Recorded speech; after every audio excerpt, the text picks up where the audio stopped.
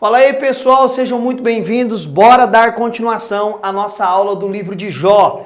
Hoje nós partiremos do capítulo de número 22 e até o 26 nessa primeira fala. E o que vai ser tratado aqui? Continua-se os discursos de acusações contra o nosso querido Jó, que não estava em pecado, que não era desumilde, que não se opõe a Deus, mas está sendo acusado de forma injusta. Então agora no discurso de Elifaz, ele denuncia e critica Jó contra a injustiça de Deus, mais uma vez, ou seja, contra a justiça de Deus. Eles estão acusando que Jó, ele se opõe à justiça de Deus, que Deus é justo em fazer isso com os homens, porque os homens não merecem nada mesmo, e eles dizem que Jó está se opondo a tudo isso, porque Jó faz sim, pessoal, Jó faz algumas queixas-se a Deus, Jó começa a queixar-se a Deus, né? Começa tipo a questionar. E nesses momentos de dificuldade, pessoal, que nós passamos na nossa vida aí, de doença, de provações, essas coisas que nós temos que enfrentar como ser humano, e mesmo sendo salvo em Cristo Jesus, isso acontece, porque o dia mal chega, pessoal, e chega para todos, porque diz o escritor que o sol nasce tanto para o ímpio quanto para o justo. Tudo que acontece com o ímpio pode acontecer com o justo,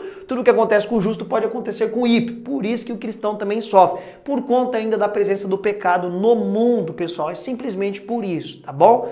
Então aqui Jó, ele vai fazer algumas queixas assim, e isso é normal do ser humano quando tá sofrendo, tá bom? E é nessas queixas que esses amigos, né, amigos de Jó aqui, eles vão se opor muito a Jó. E aí Elifaz continua dizendo que Jó, ele faz uma comparação, né? Ele diz que o sucesso do ímpio é temporal, né? É temporal, é passageiro. Você vai fazer uma comparação, tipo assim, porque tinha muito esse questionamento, pessoal, entre alguns escritores do Velho Testamento, né? Por que o ímpio tem sucesso, o ímpio não sofre? Nós vai ver isso aqui no Salmo de Asaf, né? Lá na frente, que o ímpio, né? Aquele que não serve a Deus, nem na morte o homem sofre. Como que pode isso? Parece que muitos são os sofrimentos daqueles que buscam ser justos perante Deus, servir a Deus, e o ímpio não sofre, não pena, é muito difícil, né? Para o cristão ou para o salvo. E para o ímpio parece que é tudo mais fácil, mas o sucesso deles é passageiro, já que se vai embora e depois, o que eles têm? Não tem mais nada, porque não tem a Deus, tá bom? Outro discurso de humildade, ele zomba do apelo de Jó a Deus. Jó começa, como nós vimos aqui, Jó está apelando bastante a Deus, e Bildade vai zombar, né? Vai debochar, ou seja, tem pessoas que zombam e debocham daquele que às vezes está passando por dificuldade e busca a Deus, ora a Deus, recorre a Deus, e alguns começam a zombar. Deixa lá pedindo, Deus não vai ouvir mesmo. Isso acontece desde a época de Jó, contemporâneo de Abraão. Jó responde, Deus é soberano. Vocês estão aí fazendo o que vocês querem, me acusando, me defamando, me perseguindo, mas Deus sabe de tudo porque Deus é soberano.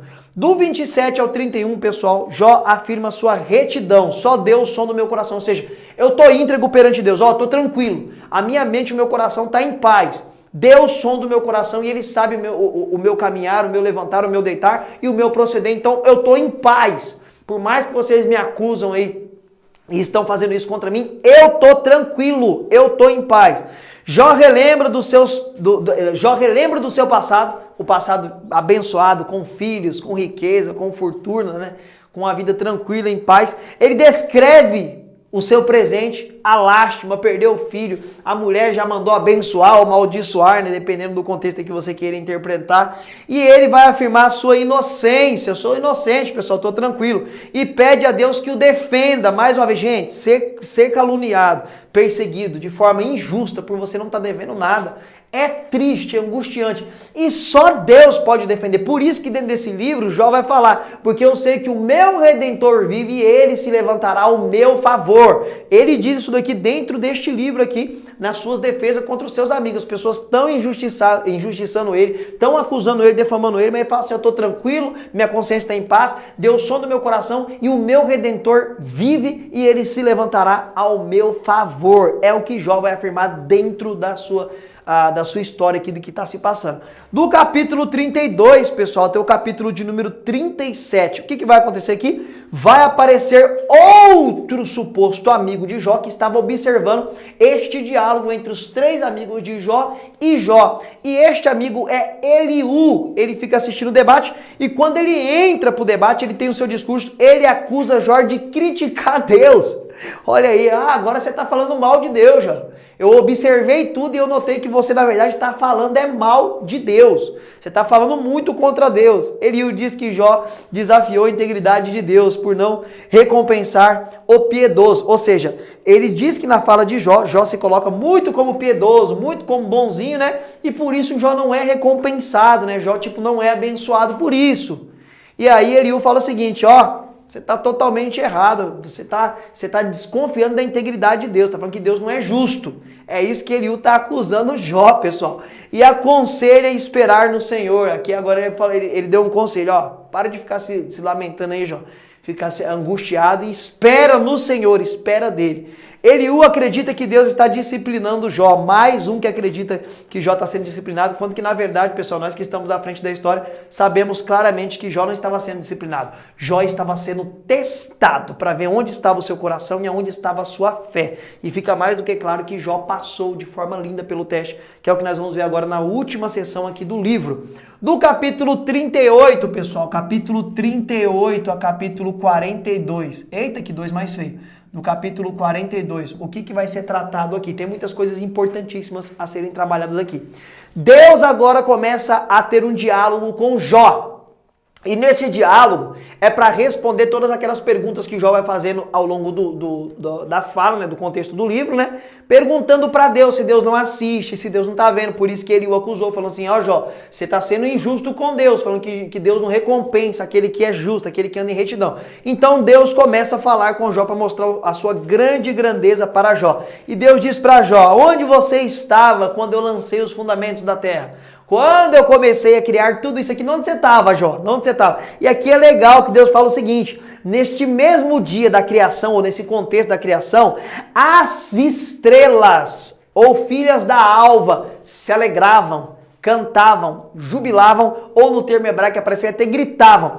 As estrelas aqui, ou filhas da alva, a maioria entende que são os anjos, pessoal. Isso daqui fica legal para defender o quê? Que quando Deus foi criar o mundo e também o homem, os anjos já existiam. Porque infelizmente tem um grupo aí que acredita que os anjos foram criados junto com a criação de Gênesis, ou seja, na mesma época ali da terra, de Adão, foi quando os anjos foram criados. E aí fica difícil, porque quando aconteceu a rebelião de Satanás, quando ele cai? Porque lá no Éden, Satanás já aparece caído e sendo Satanás. Então fica mais do que claro aqui que os anjos já existiam quando Deus lançou o fundamento da terra e começou a criar todas as coisas e diz que eles se alegravam e gritavam, glorificavam o nome de Deus. É o que dá a entender aqui.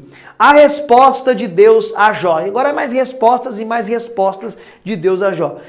Jó julga a si mesmo, né? Jó tenta julgar a si mesmo. Deus mostra a sua grandeza. Não, Jó.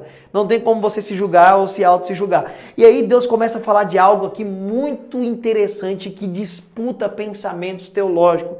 Jó tá ouvindo Deus falar e Deus está mostrando a sua grandeza. Falando onde que você estava quando eu criei. Os anjos se alegrando. E aí ele vai falar o seguinte, você consegue pescar o Leviatã? O que seria este Leviatã, pessoal? Leviatã. O que seria este Leviatã? Chamado de monstro marinho. Monstro marinho. Alguns hoje interpretam como crocodilo, outros como baleia ou tubarão. Mas se você ler o que está descrito no livro de Jó, você vê como que é falado aqui sobre o Leviatã e também o Belmute, que eu vou falar aqui sobre o Belmute, aqui acabou que eu atropelei, primeiro fala assim do Belmute, né, e depois fala do Leviatã. Não, vamos falar primeiro do Belmute. O Belmute é citado no livro de Jó como um grande animal que come erva, né, que pasta como boi.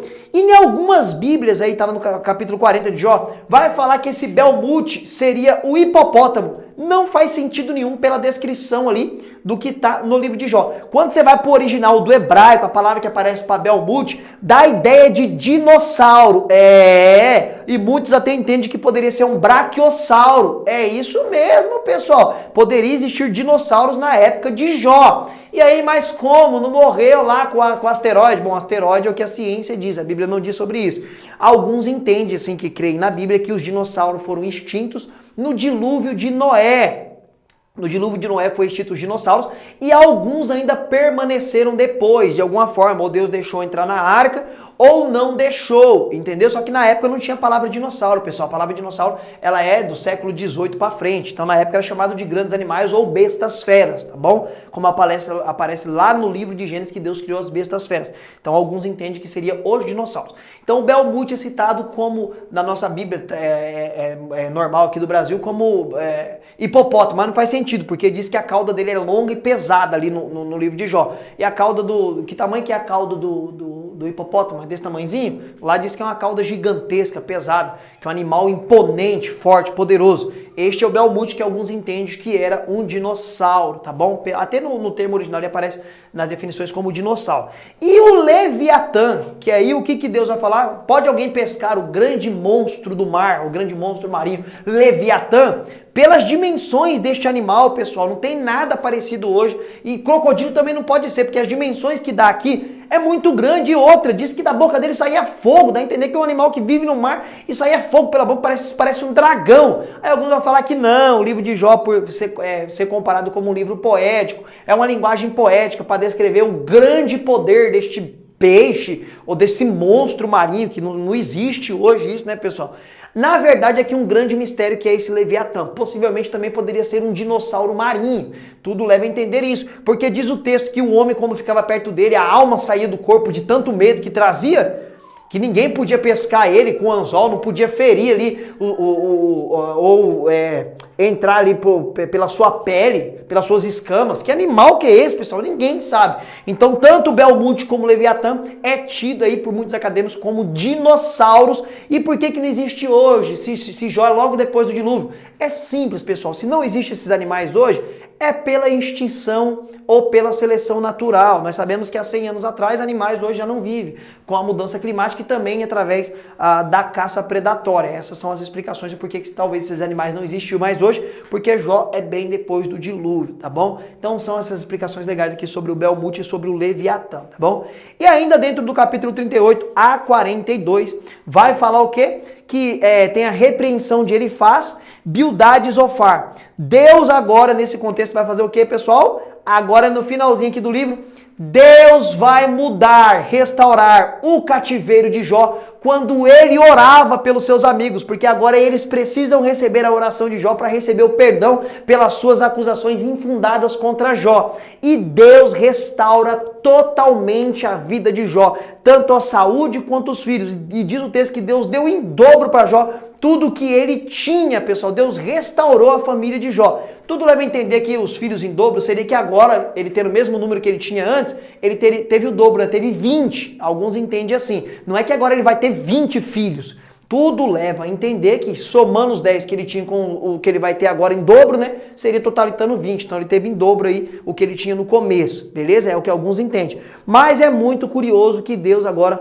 vai ter que restaurar toda a vida de Jó, toda a família dele, depois que ele ora pelos seus amigos, que mais parecia inimigos. Então ele vai orar por eles, que perseguiram ele aqui o livro inteirinho. E é aqui que eu quero falar para vocês que lá na primeira aula eu falei sobre o termo Baraque, abençoa o teu Deus ou amaldiçoa o teu Deus e morre.